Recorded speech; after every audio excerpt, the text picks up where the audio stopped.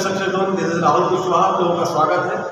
हम लोगों ने ट्रिग्नोमेट्री का पूरा लेक्चर अभी तक खत्म कर दिया है और आज हम लोग स्टार्ट करेंगे अलजेब्रा। क्लास 10th 9th सभी को मिलाकर, मतलब ये अलजेब्रा जो है हम लोग को पढ़ेंगे। जो भी अलजेब्रा हम लोग आज करेंगे वो क्लास 9, 10th और ICSE 9, 10th और सारे मतलब यूपी बोर्ड जो भी है, जो सारे बोर्ड्स के लिए अलजेब्रा ये पूरा कॉम्बिनेशन होगा। शुरुआत से बताऊँगा और आखिरी तक जाएंगे, ठीक है।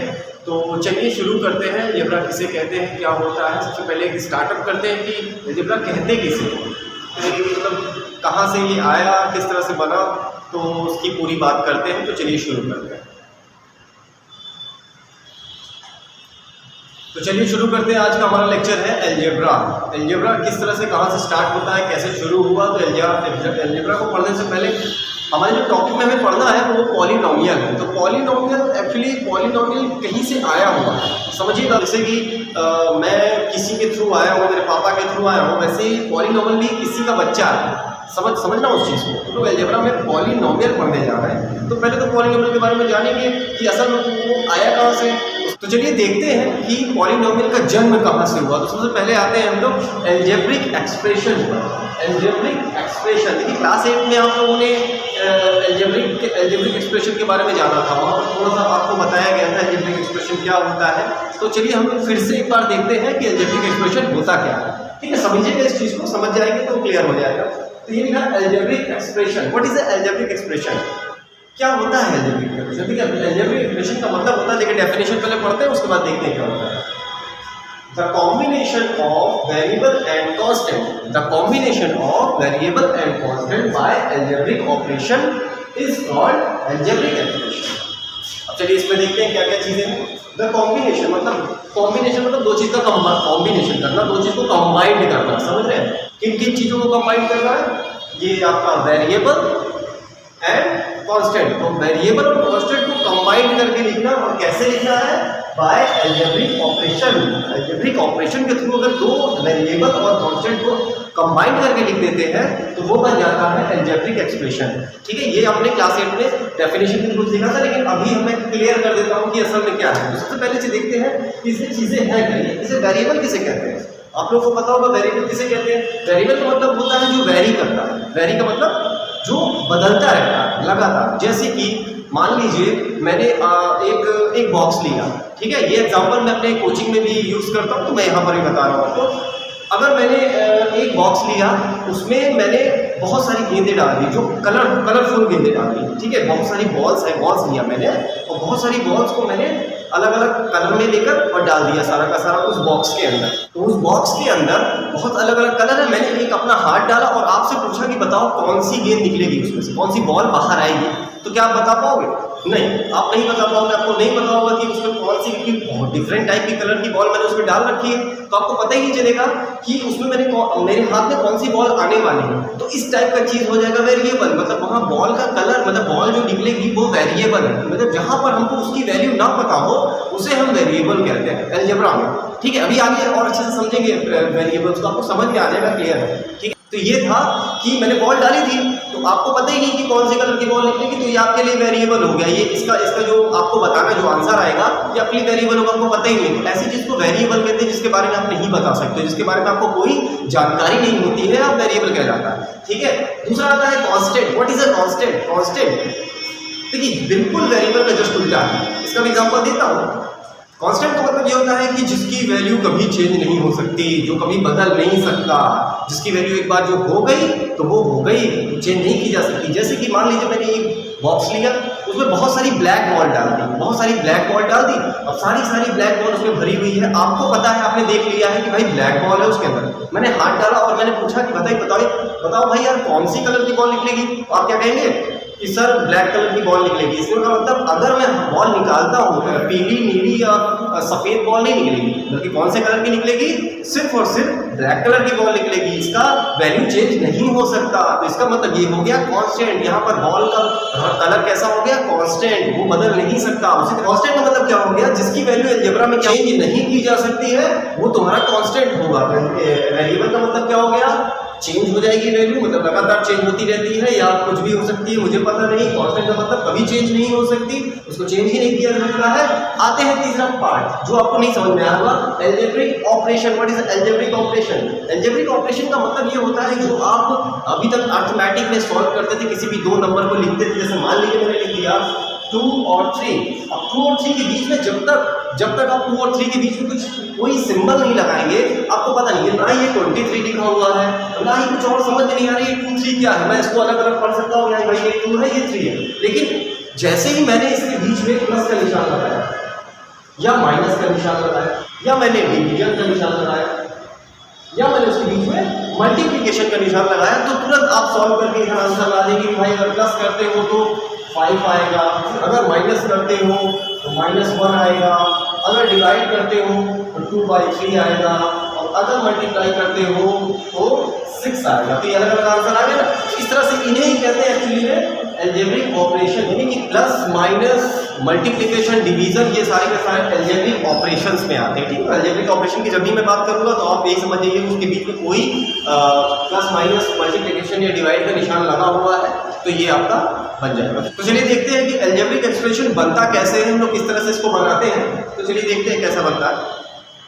देखिए अलजेब्रिक एक्सप्रेशन को हमेशा fx, px, gx इस तरह से लिखेंगे। x का वैल्यू बताता हूँ मैं क्या होता है। देखिए वेरिएबल क्या है यहाँ पर, ये वेरिएबल जो होता है ना, इसकी वैल्यू तो हमें पता नहीं है। जैसे कि कांस्टेंट क्या हो जाता है, कांस्टेंट होता है नो वैल्यू चेंज। जैसे कि 1 2 3 4, 1 को 1 ही कहेंगे, 2 तो कह नहीं सकते हैं। तो कांस्टेंट क्या होगा, हमेशा और हमेशा वो अपनी वैल्यू चेंज नहीं करेगा। जैसे कि 1 हो गया, 2 हो गया, 3 हो गया, 4 5 6, 1 मैंगो, 2 मैंगो, 5 मैंगो, तो ये इनकी क्वांटिटी बदलेगी नहीं। ठीक है, तो ये कांस्टेंट हो गई। लेकिन वेरिएबल में क्या होता है कि इसको हम कैसे डिफाइन करें, इसको कैसे लिखें, तो इसको भी लिखने का तरीका होता है। वेरिएबल्स को हमेशा आप ABC XYZ इस तरह के फॉर्म में लिख सकते हैं, क्योंकि इसकी वैल्यू हमें पता नहीं है ना, तो इसलिए हम इसकी जगह पे कुछ ले लेते हैं अपनी तरफ से। इसको सॉल्व करने के लिए कुछ तो रखना पड़ेगा, ऐसा खाली तो छोड़ नहीं सकते। अब यहाँ पर कांस्टेंट की जगह आप 1 2 3 4 5 ले रहे हो, तो यहाँ पर भी कुछ लेना पड़ेगा। तो इसके लिए क्या करते हैं, XYZ नॉर्मली यूज किया जाता है, T भी यूज करते हैं, S भी यूज करते हैं, ABC भी यूज करते हैं। तो ये वेरिएबल्स हो जाएंगे, इनकी वैल्यू हमें पता नहीं, उन्हीं की वैल्यू में निकालना होता है इसमें। ठीक है, तो चलो देखते हैं। तो हम मान लेते हैं यहाँ पर हम वेरिएबल लेके चलेंगे हर जगह नॉर्मली x। ठीक है, x लेकर चलेंगे, याद रखिएगा।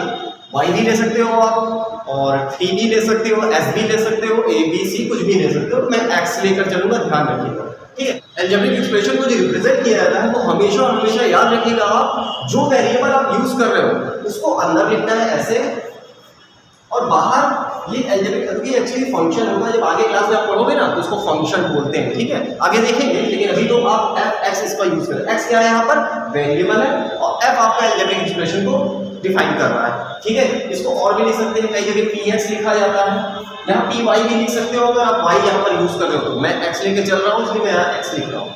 ठीक है, ठीक है, ओके। gx भी लिखते हैं, कई जगह qx लिखते हैं। ठीक है, तो इस तरह से चीजें लिखा जाता है। कभी रिमाइंडर के लिए rx का यूज किया जाता है। ठीक है, तो इस तरह से आपको डिफाइन करना है अलजेब्रिक एक्सप्रेशन को। ठीक है, ये डिनोट करेगा कि हाँ ये एक अलजेब्रिक एक्सप्रेशन है। ठीक है, ओके।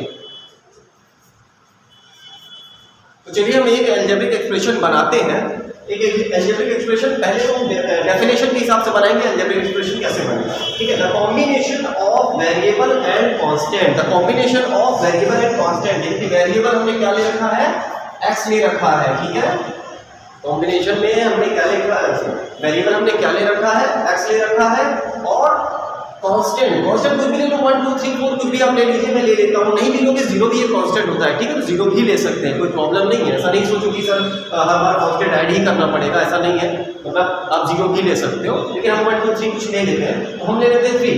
ठीक है, अब देखिए इनका कॉम्बिनेशन तो ऐसे नहीं होगा। कॉम्बिनेशन करने के लिए यहाँ पर क्या लगाना पड़ेगा, आपको अलजेब्रिक ऑपरेशन लगाना पड़ेगा। तो हम जब यहाँ अलजेब्रिक ऑपरेशन लगाते हैं तो क्या लगा सकते हैं, प्लस भी ले सकते हैं। जैसे मैंने प्लस लगाया तो ये बन गया एक अलजेब्रिक एक्सप्रेशन। ठीक है, ये बन गया हमारा fx = x + 3, ये एक अलजेब्रिक एक्सप्रेशन है। ओके, ठीक है, ठीक। अगर हम दूसरा ऑपरेशन ले लेते हैं, जैसे x लिया या 2x ले लो, इसमें मल्टीप्लिकेशन में कुछ भी ले सकते हैं, नो प्रॉब्लम है, ठीक है, कुछ भी अपना आगे हम बताएंगे, ठीक है। जैसे मान लेते हैं हम 2x ले लेते हैं, ये एक वेरिएबल ही है क्योंकि 2 तो यहाँ कांस्टेंट है, बट x वेरिएबल है तो इसकी पूरी वैल्यू जो है वेरी करती रहेगी, ठीक है। उसके बाद हम यहाँ ले लेते हैं प्लस माइनस 4, कोई दिक्कत नहीं, ये बन गया है अलजेब्रिक एक्सप्रेशन। देन ले लेते हैं हम लोग x इंटू 2, जिसे हम लिख सकते हैं 2x। देखो ये भी एक अलजेब्रिक एक्सप्रेशन है, यहाँ पर एक कांस्टेंट है, ये वेरिएबल है, इनका कॉम्बिनेशन मल्टीप्लाई के हिसाब से, तो ये भी एक अलजेब्रिक एक्सप्रेशन हो गया। आते हैं x/2, तो ये x/2 आप देख रहे हो, x/2 क्या है, x वेरिएबल है और कांस्टेंट नीचे डिवाइड में क्या है आपका ऑपरेशन क्या लगा हुआ है, डिवाइड लगा हुआ है कांस्टेंट, ठीक है। तो ये भी एक तरह का क्या हो जाएगा आपका अलजेब्रिक एक्सप्रेशन हो जाएगा। तो इस तरह से आपको अलजेब्रिक एक्सप्रेशन बनाना है और बहुत ही सिंपल है, बहुत ही ठीक ठाक नहीं था मेरे ख्याल से, तो यहाँ पर अलजेब्रिक एक्सप्रेशन हो गया, ठीक है।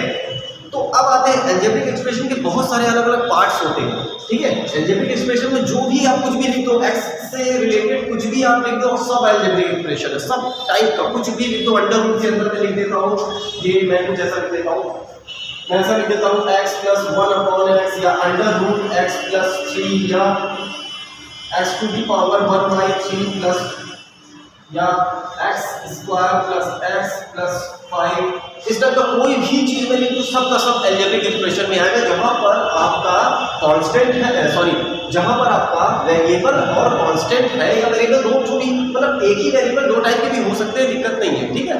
तो ये सब y z भी आ सकते हैं, तो दूसरी चीजें वो दूसरे कैटेगरी में आएगा, लेकिन हमें पढ़ना है अभी पॉलीनोमियल, तो हम उसके हिसाब से यहाँ पर अलजेब्रिक एक्सप्रेशन को समझने की कोशिश कर रहे हैं, ठीक है। तो यहाँ पर देखिए कि किसी भी तरह से आप बना के x के और कांस्टेंट को आप किसी तरह से भी ऑपरेशन लगा के आप लिख दीजिए, आपका सब टाइप का अलजेब्रिक एक्सप्रेशन हो जाएगा। लेकिन आती है अब बात पॉलीनोमियल्स की, तो चलिए देखते हैं पॉलीनोमियल्स किसे कहते हैं। देखिए भाई, पॉलीनोमियल देखेंगे हम लोग, पॉलीनोमियल, तो पॉलीनोमियल क्या होता है, ये भी अलजेब्रिक एक्सप्रेशन का एक छोटा पार्ट है, मतलब ये उसी से निकल के आया है, मतलब जैसे होता है पूरी पॉलीनोमियल जो है वो अलजेब्रिक एक्सप्रेशन का बच्चे ही है एक तरह से, मतलब उसका कुछ पार्ट है, कुछ अंश है, तो वो पूरा का देखिएगा किस तरह से होता है।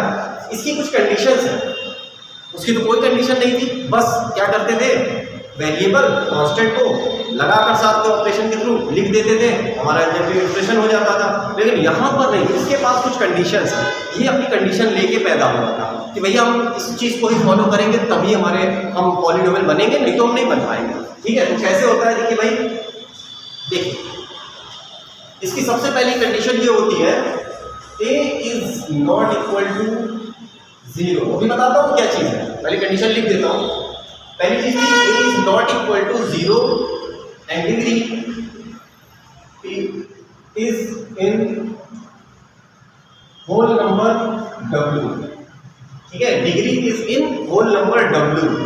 होल नंबर आप लोग जानते हो ना, होल नंबर किसे कहते हैं, 0 से लेके 1 2 3 4 5 6 तो इसे कहते हैं 0 1 2 3 4 डॉट डॉट डॉट डॉट, मतलब जितने सारे नंबर्स होंगे ये सारे के सारे होल नंबर्स होंगे। तो ये दो कंडीशन को फॉलो करना चाहिए, ये पूरा का पूरा ये एक्सप्रेशन जो दिख रहा है आपको, ये दो कंडीशंस को फॉलो करेगा तो ही वो पॉलीनोमियल कहलाएगा, नहीं तो नहीं कहलाएगा, ठीक है। चलिए देखते हैं कैसे होता है। तो सबसे पहली चीज देखते हैं कि ये क्या चीज है, ए क्या चीज है, व्हाट इज ए क्या है, यहाँ पर ए इसको डिफाइन कर रहा है, ठीक है। तो ए जो है यहाँ पर ए इज अ कोफिशिएंट, ए को कोफिशिएंट कहते हैं, ठीक है, समझिए कोफिशिएंट किसे कहते हैं, मैं बता रहा हूँ, इसी बता दे रहा हूँ। ये कोफिशिएंट का क्या होता है, वेरिएबल के आगे लगा हुआ कोई भी नंबर, मल्टीप्लिकेशन में लगा हुआ कोई भी नंबर उसका कोफिशिएंट कहलाता है। जैसे इसके आगे क्या लिखा है, कुछ नहीं लिखा तो 1 हम मानते हैं 1 होता है, तो इसका कोफिशिएंट क्या हो जाएगा 1। तो इससे ये इसी को ए से रिप्रेजेंट मैं यहाँ कर रहा हूँ, तो यहाँ पर ए की वैल्यू क्या हो जाएगी 1। तो कोफिशिएंट किसे कहेंगे, वेरिएबल के आगे जो भी मल्टीप्लिकेशन में नंबर लिखा हो, कुछ भी लिखा हो, उसे आप तुरंत कह देंगे कि ये उसका कोफिशिएंट है, ये समझ लीजिए इस चीज को, ठीक है।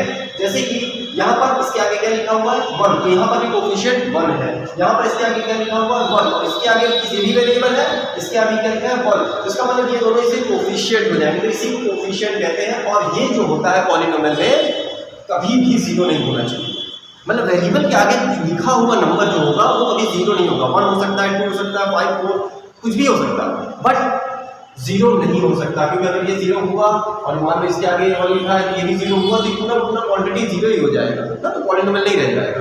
तो इसको देखिए जरा, ये कभी भी जीरो नहीं होगा, ठीक है। और दूसरी चीज होती है आपकी degree is in whole number, जो पावर होती है वेरिएबल की पावर की बात हो नहीं सकता,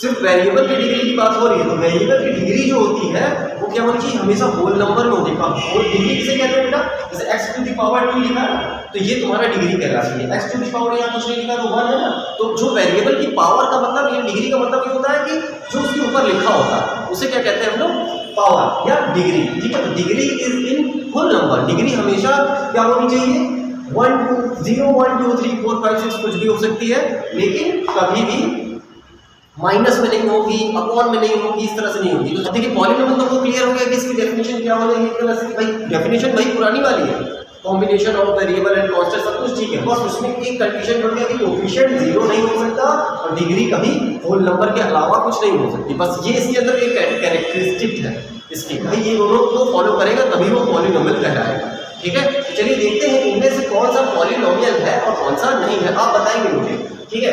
चलिए देखते हैं इसे। ये आपका लिखा हुआ है अलजेब्रिक एक्सप्रेशन, ये हमारे पास अलजेब्रिक एक्सप्रेशन है, कोई दिक्कत नहीं है, x प्लस 1 अपॉन x लिखा हुआ है, ठीक है। क्या ये पॉलिनोमियल है, देखिए इसे थोड़ा सॉल्व कर लेते हैं पहले। x प्लस x, देखिए x की पावर कितनी है यहाँ पर, कुछ ना लिखा हो तो 1, ओके। तो यहाँ पर क्या हो जाएगा, ये अगर ऊपर जाता है, ठीक है, जरा आप चेक करते हैं ये कंडीशन फॉलो कर रहा है या नहीं।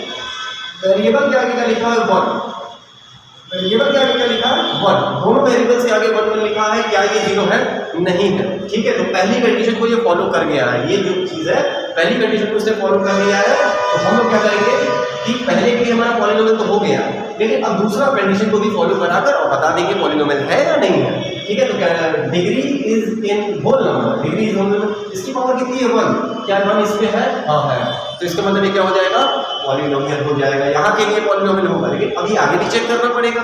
चलिए ठीक है, आगे देखते हैं। डिग्री इज -1, क्या -1 होल नंबर है, नहीं है, तो इसका मतलब ये पूरा का पूरा जो लिखा हुआ है ये आपका क्या होगा, पॉलिनोमियल नहीं होगा, ये पॉलिनोमियल नहीं है, इसे पॉलिनोमियल नहीं कह सकते। चलिए आगे बढ़ते हैं, नेक्स्ट देखते हैं, बताइए वो ये हमारा पॉलिनोमियल है नहीं, चलिए इसको भी सॉल्व कर लेते हैं थोड़ा सा, ठीक है।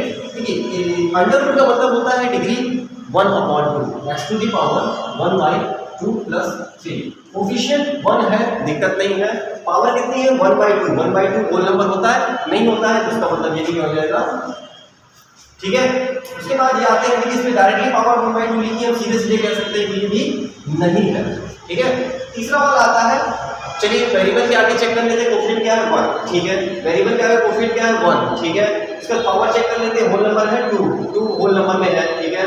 इस पावर कितनी है 1, ठीक है, होल नंबर वो भी है, कोई दिक्कत नहीं। तो यही वाला हमारा सिर्फ पॉलिनोमियल को फॉलो करेगा, बाकी ये तीनों के तीनों क्या हो जाएंगे, पॉलिनोमियल नहीं होंगे। हाँ अलजेब्रिक एक्सप्रेशन होंगे बट पॉलिनोमियल नहीं होंगे, क्योंकि उन्होंने कंडीशन को फॉलो नहीं किया, ठीक है। तो पॉलिनोमियल आपको क्लियर हो गया होगा किस तरह से आपको समझना है। तो चलिए देखते हैं कि पॉलिनोमियल के भी कुछ और होते हैं, बच्चे होते हैं छोटे छोटे, ठीक है, तो और भी अंदर घुसते हैं। तो पॉलिनोमियल कितने टाइप्स के होते हैं, चलिए देखते हैं टाइप ऑफ पॉलिनोमियल। चलिए देखते हैं टाइप ऑफ पॉलिनोमियल किस तरह होते हैं। तो मैं थोड़ा सा बना देता हूँ, क्लासिफिकेशन कर देता हूँ, तो देख लीजिए। तो चलिए देखते हैं यहाँ पर इसका क्लासिफिकेशन हम लोग करते हैं किस तरह से होगा। देखिए polynomial in terms in degree, ठीक है, टोटल 6 टाइप्स के होते हैं ये, लेकिन इसको अलग अलग कैटेगरी में डिवाइड किया गया है। ये टर्म्स के फॉर्म में, टर्म्स का मतलब क्या होता है कि एक टर्म बताता हूँ कैसे टर्म्स होता है, ठीक है। तो इसको टर्म्स के फॉर्म में लिखा गया है और ये तुम्हारा डिग्री के फॉर्म में लिखा गया है। 3 टाइप के टर्म्स के फॉर्म में होते हैं और 3 टाइप के डिग्री के फॉर्म में होते हैं। तो सबसे पहले देखते हैं हम लोग टर्म्स के फॉर्म में क्या होता है। टर्म्स के फॉर्म में पहला होता है मोनोमियल। मोनोमियल का मतलब, मोनो का मतलब एक होता है, जिसमें सिर्फ एक टर्म होते हैं। तो इसका कंडीशन ये होता है कि a is not equal to 0, ये तो पहला कंडीशन है, ये तो नॉर्मल कंडीशन फॉलो करेगा, a is not equal to 0। और क्या होगा मोनोमियल में, डिग्री कुछ भी हो सकती है, डिग्री से कोई मतलब नहीं है यहाँ पर, डिग्री कुछ भी हो सकती है, लेकिन हाँ अपॉन में नहीं हो सकती, पॉलिनोमियल को फॉलो करनी चाहिए, 1 2 3 0 ऐसा होना चाहिए, ठीक है, मतलब होल नंबर में होनी चाहिए, लेकिन कुछ भी हो सकती है, 1 2 3 4 कुछ भी हो सकती है। लेकिन हाँ टर्म्स की मतलब है उसमें टर्म सिर्फ एक होगा, सिर्फ एक टर्म, यानी fx इज इक्वल टू जैसे लिख दिया हम 2x, ये हो जाएगा। जैसे मान लीजिए हम लोग लिख दिया दूसरा 5x, या y अगर वेरिएबल यहाँ ले लो तो 3y, इस टाइप का एक टर्म है, सिर्फ एक टर्म लिखेंगे। ये तीनों अलग अलग है बेटा, हाँ तीनों अलग अलग है, ठीक है। तो इस टाइप का कोई भी लिखेंगे तो उसे मोनोमियल कहेंगे, बहुत छोटा टर्म है जिसमें सिर्फ एक टर्म होगा। सेकंड आते हैं बाइनोमियल। बाइनोमियल का मतलब बाई का मतलब 2 होता है, ठीक है, जिसमें 2 टर्म्स होंगे उसे हम बाइनोमियल कहेंगे। बहुत सारा जल्दी बता देता हूँ, ठीक है। तो इसका एग्जांपल से देखेंगे, a not equal to 0, not equal to 0, ठीक है। ये होगा मान लीजिए 2x प्लस 3 ले लिया, तो ये देखो एक टर्म दो टर्म, ये दोनों मिला के दो टर्म हो गए। तो इसका एक एग्जांपल हो गया आपका कि ये आपका बाइनोमियल है, पहचान लोगे ना, ठीक है। जैसे मान लेते हैं हम लोग y ले लेते हैं, तो y प्लस 5, एक टर्म दो टर्म, ठीक है। तो इस तरह के तो वहां जब भी देखोगे इस टाइप का तो आप तुरंत कहें, जैसे मान लीजिए x स्क्वायर प्लस 3, तो हमने कहा ना पावर से कोई मतलब नहीं है, वो हो सकता है पावर बढ़ जाए कोई दिक्कत, लेकिन टर्म्स आप देखेंगे सिर्फ यहाँ टर्म्स देखते हैं, तो टर्म्स 2 है यहाँ पर, तो इसका मतलब ये बाइनोमियल हो जाएगा, ठीक है, ओके, ठीक है। ट्राइनोमियल में 3 टर्म्स होंगे, ठीक है, ट्राइनोमियल में 3 टर्म्स होंगे, तो 3 टर्म्स कैसे होंगे, x square plus x plus 3, ऐसा लिख दिया, तो 1 2 3 टर्म्स हो गए, क्लियर। जैसे ट्राइनोमियल कहेंगे, जैसे कि x to the power 4 plus x plus 5, ठीक है। कितने टर्म है आपके, 1 2 3। इस तरह का कभी भी आपके सामने एक्सप्रेशन आएगा तो आप उसे क्या कहेंगे, ट्राइनोमियल, ठीक है। तो बहुत ही सिंपल था, आराम से कर लिया। फिर आते हैं लीनियर पर, ठीक है। तो लीनियर किसे कहते हैं, तो देख लीजिए, लीनियर का मतलब क्या होता है, देखिए इन डिग्री के फॉर्म में, यहाँ डिग्री को चेक करेंगे, यहाँ पर हमें टर्म्स को नहीं देखना है, टर्म्स जितने भी हो जाए कोई दिक्कत नहीं है, हमें डिग्री देखना है, ठीक है। तो डिग्री क्या हो जाएगी भैया, मान लीजिए कोई हमें यहाँ पर भी a नॉट इक्वल टू 0, पहला कंडीशन तो फॉलो करेगा, यहाँ पर डिग्री इंपॉर्टेंट है, ठीक है, डिग्री को देख के चलना। लीनियर तब कहलाएगा जब आपका पावर कितनी होनी चाहिए, डिग्री कितनी होनी चाहिए, 1, ओनली 1, जितने डिग्री क्या होगी 1 होगी वो तुम्हारा। जैसे कि मान लेते हैं x, सिर्फ x एक्सिस ले लिया, ठीक है, या x प्लस 2 भी ले लो, ये बाइनोमियल तो है लेकिन लीनियर भी है, लीनियर बिकॉज क्योंकि इसकी पावर कितनी है 1, ठीक है। या ले लो 2x में देखो x की पावर सिर्फ 1 है, इसमें टर्म से मतलब ही नहीं है, इसमें टर्म से आपको देखना ही नहीं है, इसमें 2 टर्म 3 टर्म कुछ भी हो सकते हैं, लेकिन पावर से आपको चेक करनी है, पावर से आपको क्या दिख रहा है, ये लीनियर, ओके।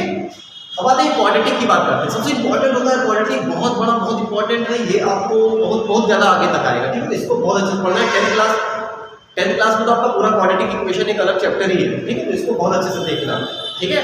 चलिए देखते हैं, तो क्वाड्रेटिक इक्वेशन क्या होता है, सॉरी क्वाड्रेटिक पॉलिनोमियल क्या होता है, क्वाड्रेटिक में क्या हो जाता है, पावर कितनी हो जाती है, यानी कि डिग्री कितनी हो जाती है आपकी 2, ठीक है। तो 2 डिग्री कैसे हो जाएगी, एक्स स्क्वायर प्लस 3, ये टर्म्स 2 है, उससे कोई मतलब नहीं है, लेकिन पावर कितनी है मैक्सिमम 2, तो 2 जब पावर 2 हो जाएगी आपकी, यानी कि डिग्री 2 हो जाएगी आपकी, तो हमारे ये क्या हो जाएगा, क्वाड्रेटिक हो जाएगा, ठीक है। और एग्जांपल ले लेते हैं, जैसे एक्स स्क्वायर, खाली एक टर्म है कोई दिक्कत नहीं है, लेकिन पावर कितनी है मैक्सिमम 2, इसे क्या कहेंगे, क्वाड्रेटिक पॉलिनोमियल, ओके, ठीक है। नेक्स्ट क्यूबिक की बात करते हैं। क्यूबिक भी बहुत सिंपल होता है, क्यूबिक मतलब क्यूब का मतलब 3 होता है, ठीक है। तो जिसकी पावर कितनी होगी, यानी कि डिग्री कितनी होगी 3 होगी, तो उसे हम क्या करेंगे, क्यूबिक पॉलिनोमियल कहेंगे। जैसे कि इसका एग्जांपल क्यूब, टर्म्स 1 है कोई दिक्कत नहीं, लेकिन मैक्सिमम पावर कितनी है इसकी 3 है, ठीक है। तो ये क्लियर हो गया आपको, x cube plus x square plus x plus 1, लेकिन इसमें 4 टर्म है, तो मैक्सिमम 4 टर्म है, लेकिन फिर भी पावर मैक्सिमम कितनी है 3 है, तो इसका मतलब ये आपका क्या हो जाएगा, क्यूबिक पॉलिनोमियल। टर्म से कोई मतलब नहीं, तो इसमें कोई भी आप टर्म को नहीं देखेंगे और इसमें आप पावर्स को नहीं देखेंगे, तो पावर कुछ भी हो सकती है, कितना भी लगा दिया, देखो 4 लगा दिया था, 2 लगा दिया था, नो प्रॉब्लम, ठीक है। इस तरह आपको पहचानना है। तो आपका फर्स्ट एक्सरसाइज 9th क्लास वालों का फर्स्ट एक्सरसाइज और 10th क्लास वालों का बेसिक यहाँ से खत्म हो जाएगा, ठीक है। तो बेसिक नॉलेज आज मैं आप लोगों के लिए आज जो भी मैंने लेक्चर बनाया था वो सिर्फ बेसिक नॉलेज के ऊपर था। तो आपको मेरे ख्याल से अलजेब्रिक एक्सप्रेशन समझ में आ गया होगा, पॉलिनोमियल किसे कहते हैं समझ में आ गया होगा, और इसका क्लासिफिकेशन समझ में आ गया होगा कि कितने टाइप्स के होते हैं, किस तरह से उसका स्क्रीनशॉट आपने लिया। तो मेरे ख्याल से आप लोगों को अच्छे से ये समझ में आया होगा, तो आपको समझ में आ जाए, जितना आप टफ समझते हो अलजेब्रा को इतना टफ है नहीं, बस बेसिक को लेकर धीरे धीरे चलते जाएंगे हम लोग को पूरी तरह से नॉलेज मिलता जाएगा, और जब हमको नॉलेज हो जाएगी तो हम लोग को पूरी तरह से हम इसको सॉल्व करना शुरू कर देंगे, ठीक है। तो हमने इसको अच्छे तरह से सॉल्व करना शुरू कर देंगे। बहुत ही सिंपल होता है, बहुत ज़्यादा टफ नहीं है। जब आप बहुत ज़्यादा हैवी लेवल करनी है तो ट्रिग्नोमेट्री हम लोगों ने पढ़ लिया, पूरा समझ में आएगा। आप लोग वीडियो को देखिए, ट्रिग्नोमेट्री की पूरी आप लोगों को डेफिनेटली पूरा समझ में आएगा, कोई दिक्कत नहीं है। मेरे काफ़ी फ्रेंड्स ने देखा उसको, उन्होंने बोला कि भाई कॉन्सेप्ट तो क्लियर हो रहा है, बस यही कि व्यूज़ नहीं आ रहे हैं तुम्हारे और सब्सक्राइबर उतने आ नहीं पा रहे हैं। तो खैर मैंने एक्चुअली इसको शेयर भी नहीं किया बहुत जगह। तो बाकी आप लोग कोशिश कीजिए, जो आप लोगों के पास आता है वीडियो को समझ में आता है, आपको पसंद आता है, तो उन्हीं को शेयर कीजिए जो वीडियो देखते हैं, ठीक है। जो वीडियो देखेंगे तो ही ठीक है, नहीं तो ऐसे खामखा तो मैं भी शेयर नहीं करता किसी को भी। जो वीडियो देखने वाले हैं सिर्फ वही शेयर करें, वो ज़्यादा बेटर होगा, क्योंकि जिनको ज़रूरत है वो ठीक है, नहीं तो कोई सब्सक्राइब करके रख दे और कोई मतलब नहीं है ना सब्सक्राइबर बढ़ाने का। ठीक है, खैर छोड़िए। तो आज की क्लास आप लोगों को क्लियर हो गई मेरे ख्याल से। तो आज के लिए इतना ही था, ज़्यादा कुछ हम आज नहीं बताएंगे। फर्स्ट क्लास थी हमारी और ये बेसिक लेवल पे हम लोग लेके चल रहे थे। तो अब इसके बाद स्टैंडर्ड लेवल आएगा, इसके बाद जो अच्छे से देखिए अलजेब्रा का एक स्टैंडर्ड लेवल तक हम लोग जाएंगे। बहुत बेसिक लेवल मैंने बताया, बहुत छोटा एक पूरा थ्योरी जैसा आज था, मैंने कोई क्वेश्चन नहीं कराने इसमें, ठीक है। बस कुछ एग्जाम्पल्स बता दिए, आप इसे याद कर लो अच्छी तरीके से। और ये सारी चीज़ों को और थोड़ी सी हम लोग आपस में भी बात कर लेते हैं कि उस समय से सोच रहे थे कि थोड़ा आप लोगों से बात किया जाए, लेकिन टाइम मिल नहीं पा रहा था, पढ़ाते थे और फिर चले जाते थे। अच्छे से पढ़ाई कीजिए, बढ़िया से मेहनत कीजिए। मैथमेटिक्स बहुत टफ नहीं है जितनी टफ लगती है। बच्चे बहुत परेशान हो जाते हैं मैथ्स को देखकर, उनको लगता है कि मैथ्स तो मेरे लिए हुआ है, तो ऐसा है नहीं। मैथ्स तो बहुत ही सरल होता है, बस उसके बेसिक कॉन्सेप्ट, छोटे छोटे कॉन्सेप्ट को पकड़ के चलो। बहुत सारे बच्चों को मैंने देखा है कि वो प्लस माइनस मल्टीप्लिकेशन डिवीजन में गलत करते हैं। वो मैंने बहुत देखे, मेरी खुद की कोचिंग में देखा मैंने। जब मैं कैलकुलेशन देता हूँ, वो क्वेश्चन के कॉन्सेप्ट को पूरा समझ जाते हैं, पूरा क्वेश्चन का कॉन्सेप्ट समझ के पूरा करते जा रहे हैं। वो फाइनली फंसते कहाँ पर, वो छोटी छोटी कैलकुलेशन नहीं होती है, उसमें फंस जाते हैं। कहाँ किसको किधर भेजना है, किधर करना है, इक्वल कि इधर लिखना है कि इधर लिखना है, ये चीज़ें नहीं कर पाते हैं। देखिए बेसिक प्रॉब्लम यही होता है आपका। हम आपको बता दे रहे हैं कि आप लोग जो ये छोटी छोटी दिक्कतें करते हैं ना, कि कहते हैं कि नहीं कि बहुत बड़ी नाव है लेकिन छोटा सा क्षेत्र से डुबो देता है। आपको दुनिया की नॉलेज हो जाए कोई दिक्कत नहीं है, आपको फुल नॉलेज हो जाए हर एक चीज़ की, आप कोई कहीं नहीं फंसोगे। लेकिन जब आपको छोटा सा एक तिनका भी होगा, इतना सा भी हर क्वेश्चन में थोड़ा सा इतना सा भी अगर आपका मिस्टेक हुआ तो पूरा का पूरा क्वेश्चन गलत हो जाएगा, पता है ना। एक बड़ी गलती करोगे तो आप पकड़ लोगे उसे, ठीक है। अगर एक बड़ी गलती करते हो क्वेश्चन में तो आप पकड़ लेते हाँ यार मैंने, आप रोक लोगे। लेकिन छोटी सी गलती प्लस या माइनस या मल्टीप्लिकेशन की अगर आप गलती करते हो तो पकड़ में नहीं आता, उसके वजह से बहुत बड़ा क्वेश्चन भी लास्ट में गलत हो जाता है और फिर आप उसे पकड़ नहीं पाते हो। तो छोटी गलतियां करना बंद कर दो, ठीक है। और उसके लिए क्या करना पड़ेगा, आपको खूब प्रैक्टिस करनी पड़ेगी। तो जितना हो सके आप प्रैक्टिस करिए। और अगर आप लोगों को समझ में आता है तो ये छोटे तिनके वाली गलतियां अब मत कीजिएगा, कोशिश कीजिएगा जितना हो सके प्रैक्टिस कीजिए। Practice makes man perfect. तो जितना ज़्यादा प्रैक्टिस करोगे आप उतने ज़्यादा परफेक्ट होते जाओगे। तो आज के लिए सिर्फ इतना ही। Thank you.